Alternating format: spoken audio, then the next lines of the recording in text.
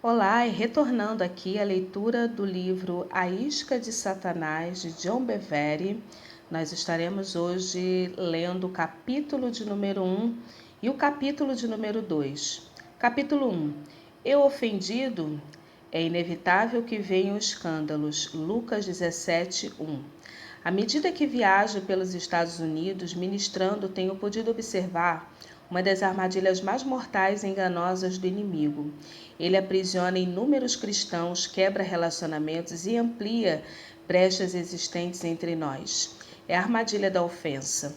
Muitos são incapazes de atuar de forma adequada em seu chamado por causa das feridas e dores que as ofensas geraram em suas vidas.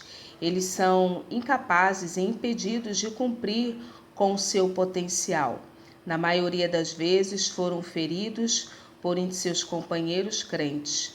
Isso faz com que a ofensa tenha um sabor de traição.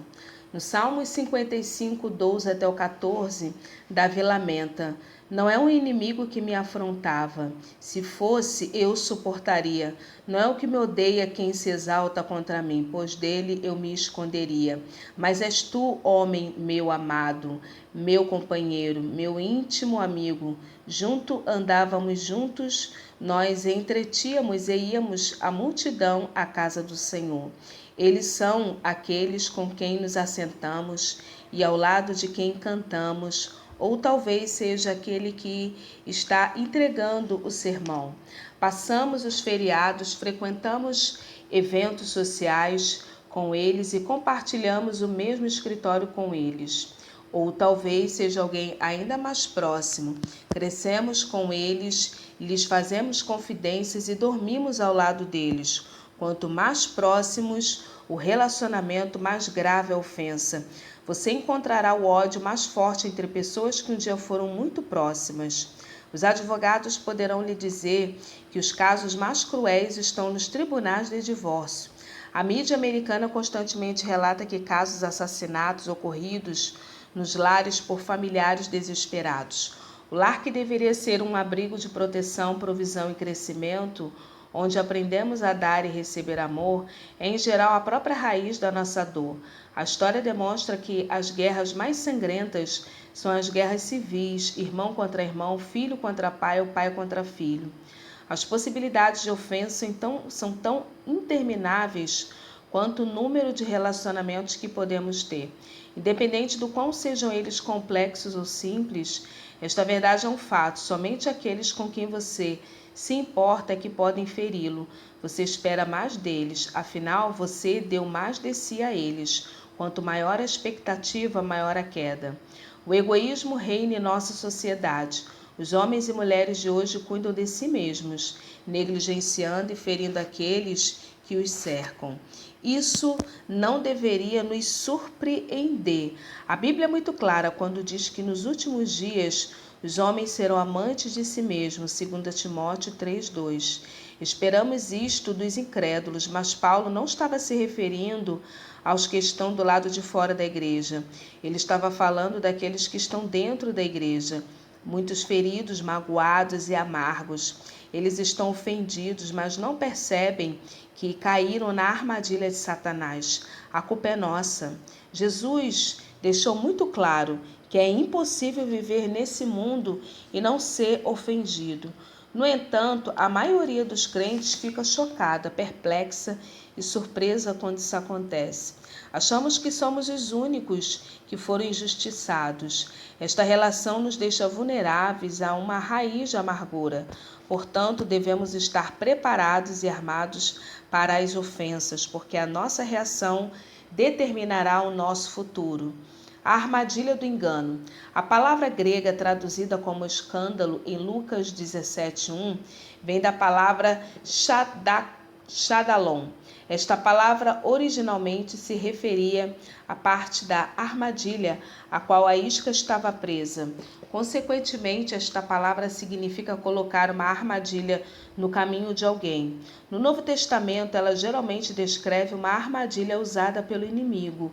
A ofensa é uma das principais armadilhas usadas do diabo para levar as pessoas cativas, Paulo instruiu o jovem Timóteo: ora, é necessário que o servo do Senhor não viva a contender, e sim deve ser brando para com todos, apto para instruir, paciente e disciplinado com mansidão os que se opõem, na expectativa de que Deus lhe conceda não só arrependimento, para conhecerem plenamente a verdade, mas também o retorno à sensatez, livrando-se eles do laço, armadilhas do diabo, tendo sido feitos cativos por ele para cumprirem a sua vontade. 2 Timóteo, capítulo 2, versículo 24 ao 26.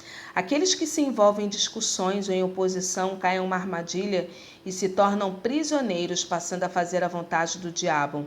O que é mais alarmante é que eles não estão cientes do cativeiro em que se encontram.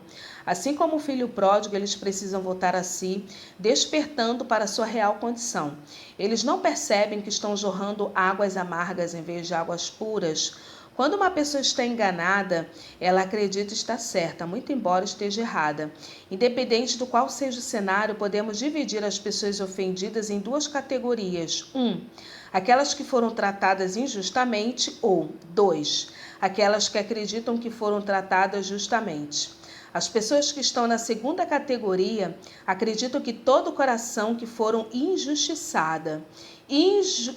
Geralmente, elas tiram suas conclusões de informações imprecisas, ou a informação é precisa, mas a conclusão delas é distorcida. Seja qual for o caso, essas pessoas estão sofrendo e sua compreensão está obscurecida. Elas julgam por suposição, por aparência e pelo que ouviram dizer. A verdadeira situação do coração.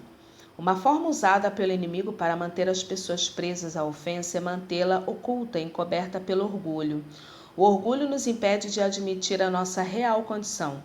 Certa vez fui muito ferido por alguns ministros. As pessoas diziam: não acredito que fizeram isso com você. Você não está magoado? Eu respondia rapidamente: não estou bem, não estou magoado. Eu sabia que era errado ficar ofendido, então negava e reprimia aquele sentimento. Eu me convencia de que não estava magoado, mas na verdade estava. O orgulho mascarava a verdadeira condição do meu coração. O orgulho nos impede de lidar com a verdade. Ele distorce nossa visão. Você nunca muda quando pensa que está tudo bem. O orgulho endurece o nosso coração e obscurece os olhos do entendimento. Ele nos impede de viver a mudança de coração que tem poder para nos libertar. O arrependimento. 2 Timóteo 2, 22 até o 26. O orgulho faz com que você se veja como uma vítima. A atitude passa a ser: fui maltratado e julgado injustamente, por isso meu comportamento é justificado. Por acreditar que é inocente, que foi acusado injustamente, você retém o perdão, embora a verdadeira condição de seu coração esteja oculta aos seus olhos. Ela não está oculta aos olhos de Deus. Só porque você foi maltratado, não tem permissão para ficar preso a uma ofensa. Um erro não justifica o outro. A cura.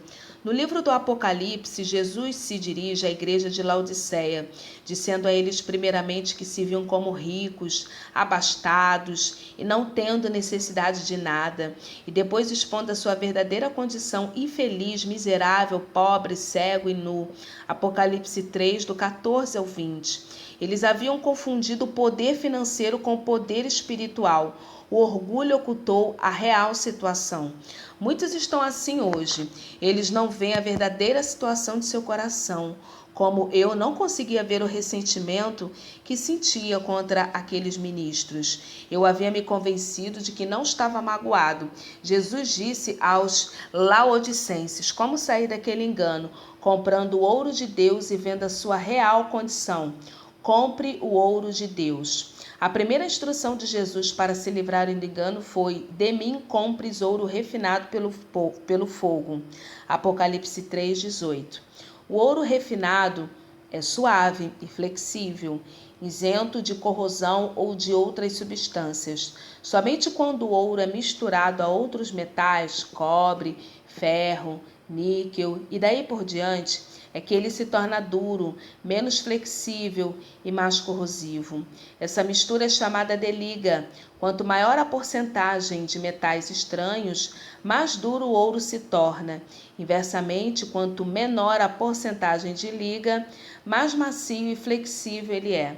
Podemos ver imediatamente o paralelo. Um coração puro é como ouro puro, macio, suave, flexível. Hebreus 3,13 declara que os corações são endurecidos pelo engano do pecado. Se não tratarmos uma ofensa, ela produzirá mais frutos do pecado, como a amargura, a ira e o ressentimento. Essas substâncias que são acrescentadas endurecem o nosso coração, assim como a liga endurece o ouro. Isso reduz ou retira a maciez, gerando uma perda de sensibilidade. Ficamos impedidos na nossa capacidade de ouvir a voz de Deus. A nossa visão apurada se torna obscurecida e este é o cenário perfeito para o engano. O primeiro passo para refinar o ouro é triturá-lo até que ele vire pó e misturá-lo com uma substância chamada solvente. Em seguida, a mistura é colocada em um forno e derretida a altas temperaturas. As ligas e impurezas são atraídas pelo solvente e sobem para a superfície. O ouro, que é mais pesado, permanece no fundo. As impurezas ou sujeiras, como cobre, ferro e zinco, combinados aos solventes, são então removidas, produzindo metal mais puro. Agora vejamos o que Deus diz. Eis que te acrisolei, mas disso não resultou prata. Provei-te na fornalha da aflição. Isaías 48:10. E novamente, nisso exultai, embora no presente por breve tempo, se necessário, sejais contristados por várias provações, para que, uma vez confirmado o valor da vossa fé, muito mais preciosa do que o ouro perecível, mesmo quando apurado por fogo, redunde em louvor, glória e honra na revelação de Jesus Cristo. 1 Pedro, capítulo 1, versículo 6 até o 7. Deus nos refina com aflições, provações e tribulações. Elas são o calor que separa impurezas como o perdão, as disputas, a amargura, a inveja e tantas outras do caráter de Deus em nossas vidas. O pecado se esconde facilmente, onde não existe o calor das provações e aflições. Em tempos de prosperidade e sucesso, até um homem mau parecerá bondoso e generoso, mas sob o calor das provações, as impurezas sobem à tona. Houve um período em minha vida em que passei por grandes provações, como nunca antes. Eu me tornei uma pessoa rude, áspera, principalmente com os que eram mais chegados. Minha família e meus amigos começaram a me evitar. Clamei ao Senhor: de onde está vindo essa raiva? Ela não estava aqui antes. O Senhor respondeu: filho, e é quando derretem o ouro no fogo que as impurezas aparecem. Então ele fez uma pergunta que mudou a minha vida. Você pode ver as impurezas do ouro antes dele ser colocado no fogo? Não, respondi. Mas isso não significa que elas não estejam ali. Disse ele: quando o fogo das provações o atingir, essas impurezas virão à tona. Embora estiverem escondidas para você, elas sempre estiveram visíveis para mim. Agora você precisa fazer uma escolha que decidirá o seu futuro. Você pode continuar errado, irado, culpando sua esposa, seus amigos, seu pastor, as pessoas com quem você trabalha, ou você pode ver essa sujeira do pecado como ela é e se arrepender, pedir perdão, e eu pegarei a minha concha e removerei essas impurezas da sua vida. Veja a sua verdadeira condição. Jesus disse que a nossa capacidade de ver corretamente é outra chave para sermos libertos do engano. Em geral, quando somos ofendidos, nos vemos como vítimas e culpamos aqueles que nos feriram. Justificamos a nossa amargura, a nossa falta de perdão, a nossa ira, inveja e ressentimento quando elas vêm à tona. Às vezes nos ressentimos até contra aqueles que nos lembram dos que nos feriram. Por esse motivo, Jesus aconselhou: compres colírios para ungires os olhos a fim de que vejas. Apocalipse 3,18. Ver o quê? A sua verdadeira condição. Esta é a única maneira de sermos zelosos e arrependidos de nossa condição. E Jesus ordenou que só se arrepende quando para de culpar os outros. Quando culpamos os outros e defendemos a nossa posição, estamos cegos. Lutamos para retirar o argueiro do olho do nosso irmão quando há uma trave no nosso. É a revelação da verdade que nos liberta. Quando o Espírito de Deus nos mostra o nosso pecado, ele sempre o faz de tal maneira que ele parece separado de nós. Isso traz condição e não condenação. A minha oração é que você, ao ler esse livro, a palavra de Deus ilumine os olhos do seu entendimento, para que você veja a sua real condição e seja liberto de qualquer ofensa que esteja abrigando em seu coração. Não permita que o orgulho impeça de ver e de se arrepender. Capítulo 2. Um cristão ofendido é alguém que recebe vida, mas por causa do medo não consegue liberar vida. Escândalos em massa. Nesse tempo, muitos hão de se escandalizar, trair e odiar uns aos outros, levantar-se-ão muitos falsos profetas e enganarão a muitos, e por se multiplicar a iniquidade, o amor de muitos se esfriará de quase todos. Aqueles, porém, que perseverar até o fim, este será salvo. Mateus 24, versículo 10 até o 13. Neste capítulo de Mateus, Jesus está dizendo quais serão os sinais do fim desta era. Seus discípulos perguntaram: que sinal haverá da tua vinda? A maioria das pessoas concorda que estamos nos tempos da volta de Jesus. É inútil tentar precisar a data exata da sua volta. Somente o Pai o sabe, mas Jesus disse que conheceríamos a época e ela é agora. Nunca antes vimos um tamanho cumprimento profético na igreja, em Israel e na natureza.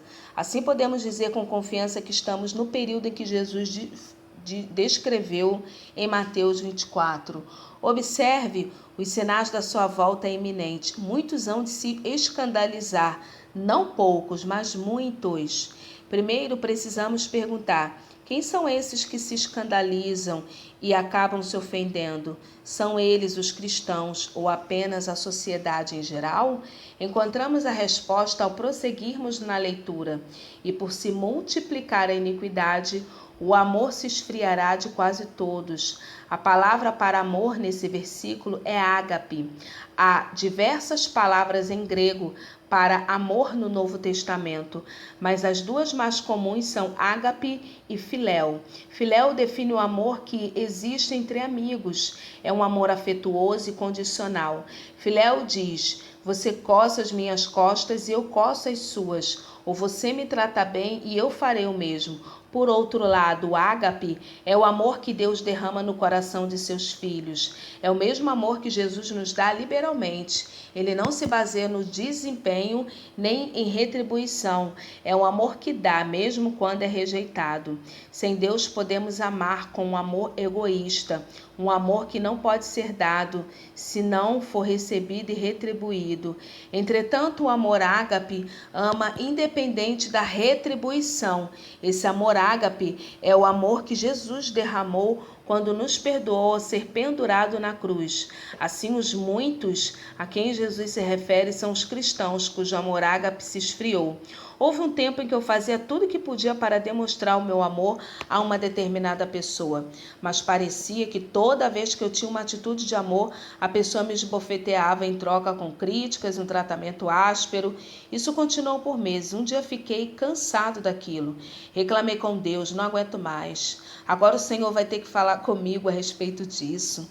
Todas as vezes que demonstro o teu amor a essa pessoa, o que recebo em troca é pura raiva lançada em meu rosto. O Senhor começou a falar comigo: John, você precisa desenvolver a fé no amor de Deus. O que o Senhor quer dizer? Perguntei. Aquele que semeia para a sua própria carne, da carne colherá corrupção. Ele explicou: mas o que semeia no espírito colherá a vida eterna. E não nos cansemos de fazer o bem, porque a seu tempo ceifaremos, se não desfalecermos. Gálatas 6, 8 ao 9.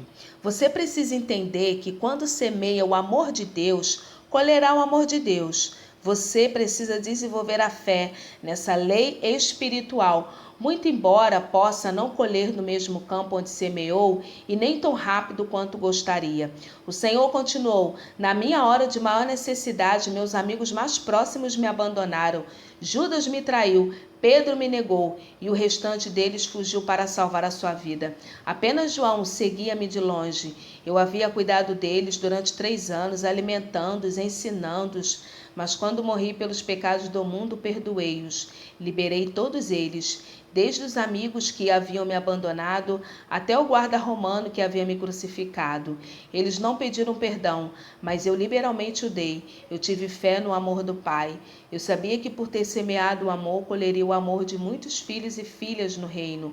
Por causa do meu sacrifício de amor, eles me amariam. Eu disse: amai os vossos inimigos e orai por aqueles que vos perseguem, para que vos torneis filhos de vosso Pai Celeste, porque Ele faz nascer o seu sol sobre os maus e bons, vir chuvas sobre os justos e injustos. Porque se amardes somente os que vos amam, que recompensa tendes? Não fazem os publicanos também o mesmo?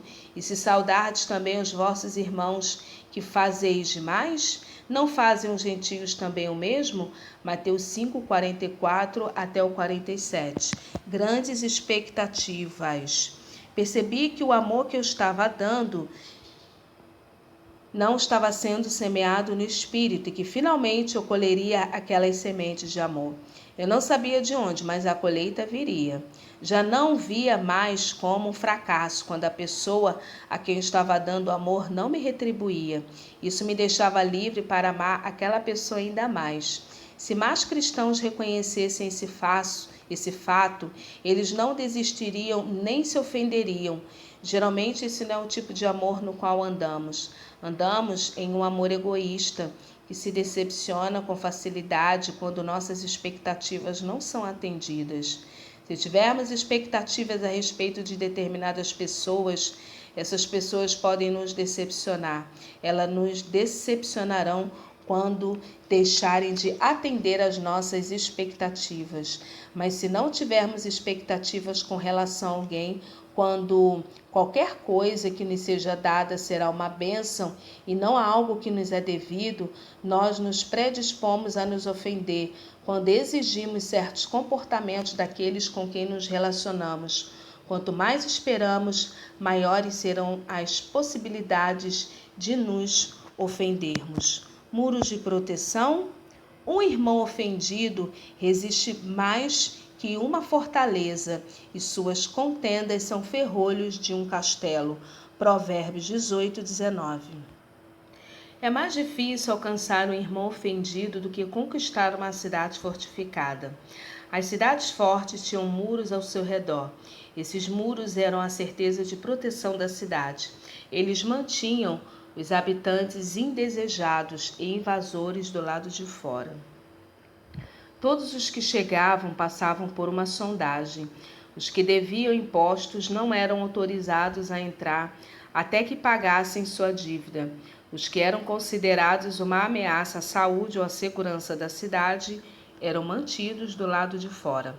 Quando somos feridos, construímos muros para proteger o nosso coração e evitar futuras feridas.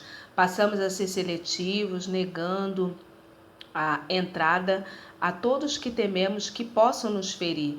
Sondamos e deixamos de fora qualquer pessoa que aparentemente nos deve algo. Impedimos seu acesso até que paguem a dívida completamente. Abrimos nossas vidas somente para aqueles que acreditamos estar ao nosso lado, mas em geral as pessoas que estão do nosso lado também foram ofendidas. Assim, em vez de ajudar, colocamos mais pedras sobre os muros que já existem. Sem que percebamos, esses muros de proteção se tornam uma prisão. Quando isso acontece, não apenas somos cautelosos com relação a quem entra, como ficamos aterrorizados a ponto de não nos aventurarmos a sair da nossa fortaleza. Os cristãos ofendidos direcionam seu foco para dentro e se tornam introspectivos. protegem seus direitos e seus relacionamentos pessoais com cuidado. Sua energia é consumida em garantir que não ocorram mágoas futuras. Contudo, se não corrermos o risco de nos ferirmos, não podemos dar amor incondicional. O amor incondicional dá às pessoas o direito de nos ferirem. O amor não busca os seus próprios interesses, mas as pessoas feridas se tornam mais e mais autossuficientes e centradas no interesse próprio. Nesse clima, o amor de Deus se esfria. Um exemplo natural são os 2 mares da Terra Santa. O Mar da Galiléia recebe e fornece água liberalmente. Ele possui abundância de vida, alimentando várias espécies diferentes de peixes e de plantas. A água do Mar da Galiléia é levada através do Rio Jordão até o Mar Morto, mas o Mar Morto só recebe água e não fornece água para lugar nenhum. Não existe plantas vivas ou peixes nele. As águas vivas do Mar da Galiléia se tornam mortas quando se misturam com as águas acumuladas do Mar Morto. A vida não pode se sustentar se for retida.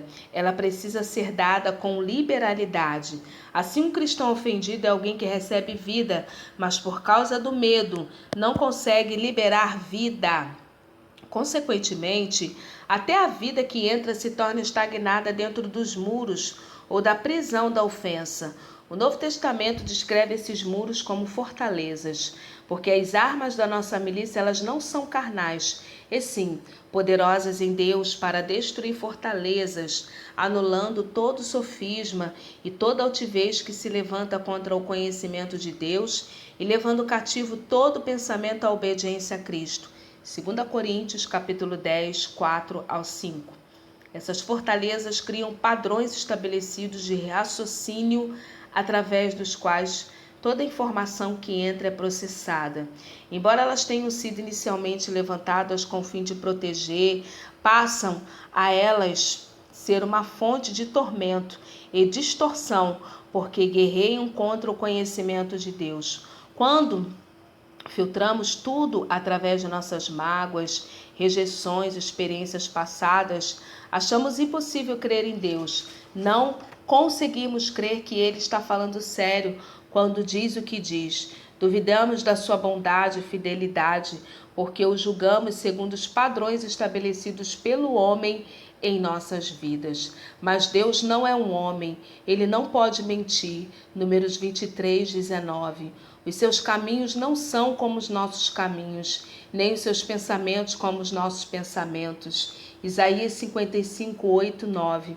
As pessoas ofendidas são capazes de encontrar passagem nas Escrituras para sustentar sua posição, mas esta não é uma forma correta de compartilhar a palavra de Deus. O conhecimento da palavra de Deus sem amor é uma forma destrutiva, porque ela faz o homem inflar de orgulho e legalismo.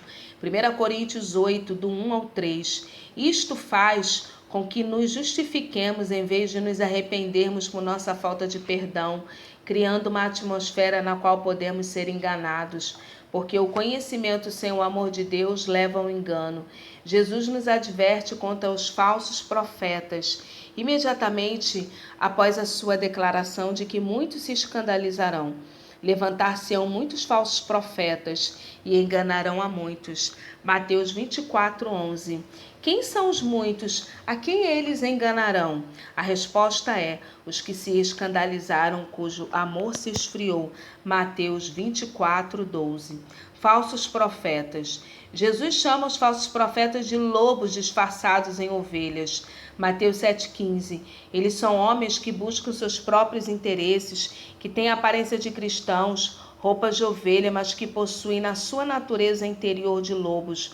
Os lobos gostam de ficar em volta de ovelhas. Eles podem ser encontrados tanto na congregação quanto no púlpito. Foram enviados pelo inimigo para se infiltrar e enganar. Devem ser identificados pelos frutos e não por seus ensinos ou profecias. Em geral, o ensino pode parecer sadio, mas os frutos de suas vidas e ministérios não são. Um ministro ou um cristão é o que ele vive e não o que ele prega. Os lobos sempre vão atrás de ovelhas feridas e jovens, e não das saudáveis e fortes. Esses lobos dirão às pessoas o que elas querem ouvir e não o que elas precisam ouvir. Essas pessoas não querem uma doutrina sadia, elas querem alguém para fazer cócega em seus ouvidos. Vamos dar uma olhada no que Paulo diz sobre os últimos dias. Sabe, porém, que nos últimos dias sobrevirão tempos difíceis, pois os homens serão implacáveis, tendo forma de piedade, negando-lhe, entretanto, o poder. Foge também destes, pois haverá tempo em que não suportarão a sã doutrina. Pelo contrário, cercar-se-ão de mestres, segundo as suas próprias cobiças, como que sentindo coceira nos ouvidos, e se recusarão a dar ouvidos à verdade. 2 Timóteo, capítulo 3, versículo 1 até o 5 e do 3 ao 4. Observe que eles terão forma de piedade ou de cristianismo, entre aspas, mas negarão o seu poder. Como eles negarão o seu poder? Negando que o cristianismo possa transformá-los de pessoas implacáveis em pessoas perdoadoras. Eles se gabarão de serem seguidores de Jesus e proclamarão a sua experiência de novo nascimento, mas não permitirão que aquilo de que se gabam penetre em seu coração e extraia o caráter de Cristo. Geração de informação. Paulo pôde ver profeticamente que esses homens e mulheres enganados teriam um zelo pelo conhecimento, mas permaneceriam imutáveis, já que nunca o aplicariam. Ele os descreveu como pessoas que aprendem sempre e jamais podem chegar ao conhecimento da verdade. 2 Timóteo, capítulo 3, verso 7. Se Paulo estivesse vivo hoje, lamentaria ao ver o que previu acontecendo em nossos dias. Ele veria uma multidão de homens e mulheres frequentando retiros, seminários e cultos da igreja, acumulando um conhecimento das Escrituras. Ele os observaria correndo atrás de uma nova revelação, a fim de viverem vidas mais egoístas e com mais sucesso. Ele veria publicações e transmissões de rádios cristãs atacando homens e mulheres de Deus pelo nome. Ele veria os pentecostais correndo de igreja em igreja para fugirem da ofensa. Todos eles professando o senhorio de Jesus, mas ao mesmo tempo sendo incapazes de perdoar. Paulo clamaria: arrependei-vos e libertai-vos do vosso engano, ó geração de hipócritas, que buscai os vossos próprios interesses. Não importa o quanto você está atualizado sobre as novas revelações dos muitos seminários e congressos que frequentou, nem quantos livros você leu, e nem mesmo por quantas horas você ora ou estuda. Se você está ofendido e não consegue perdoar e se recusa a se arrepender por esse pecado, você ainda não chegou ao conhecimento da verdade. Você está no engano e tem confundido outras pessoas com seu estilo de vida hipócrita.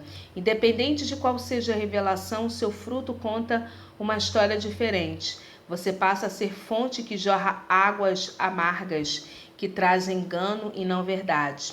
Traição. Nesse tempo de muitos hão de se escandalizar, trair e odiar uns aos outros. Mateus 24, 10. Examinemos esta declaração. Se olharmos de perto, podemos ver uma progressão.